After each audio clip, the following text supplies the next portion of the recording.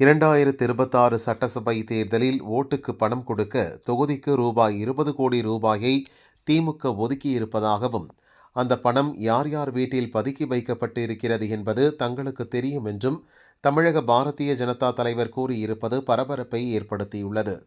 இறந்தவங்கெல்லாம் ஓட்டு போட்டுட்டே இருந்தாங்க. ஆனா இப்பொழுது கண்டுபிடித்த பிறகு, போன தடவை நம்ம ஆட்சி தான், ஆனா இப்பொழுது கண்டுபிடித்த பிறகு 243 தொகுதிகளில் பீகார் மாநிலத்தில் 202 சட்டமன்ற உறுப்பினர்களை வென்றது தேசிய ஜனநாயக கட்சி. இதே நிலைமை திரும்ப போகிறது. போன தடவையும் திமுக ஆட்சிக்கு வந்திருக்க வாய்ப்பே இல்லை.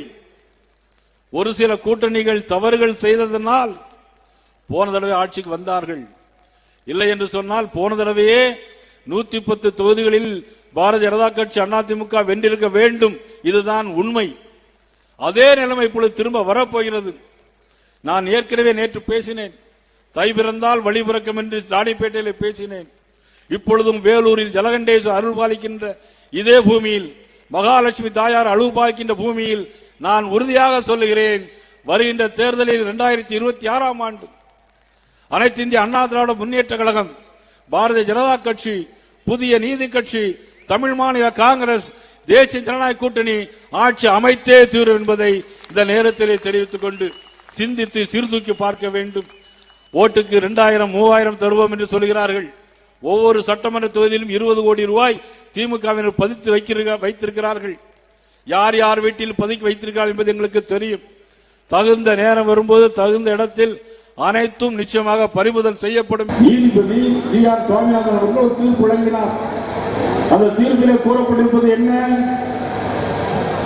ஒரு கமிஷனர் 10 பேர் போய் இந்த தீபம் ஏற்ற வேண்டும் என்றுதான் சொல்லியிருக்கிறார்.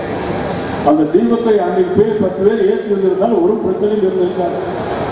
நாங்களும் கைதாக இருக்க மாட்டோம்.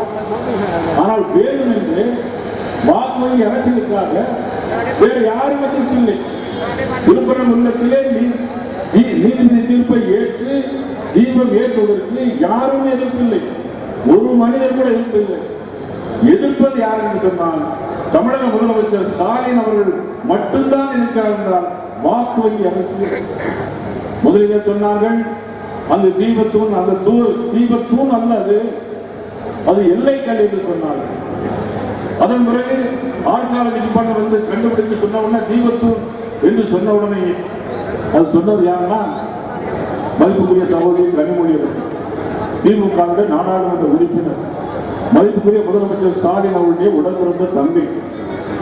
அவர் சொன்னார் முதலிலே தீபத்தூண் அது எல்லைக்கல் என்று சொன்னார். எல்லைக்கல் என்று சொன்னால் 4 இடங்களிலே கல் இருக்கும், 4 மார்க்கு விடப்பட்டிருக்கும். ஆனால் ஒரு கல் தீபத்தூண் அது ஆள் உயரத்துக்கு மேலே இருக்கிறது. அதன் பிறகு சொல்லுகிறார்கள் இது சமணர்கள் கல் என்று சொன்னார்கள். சமணர்கள் எப்பொழுதுமே தீபம் ஏற்றுவது கிடையாது.